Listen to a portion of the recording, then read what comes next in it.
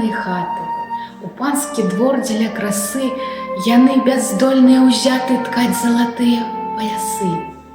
І цягам доўгія часіны, дзявочыя забыўшы сны, свае шырокія тканіны на лад персідскі ткуць яны.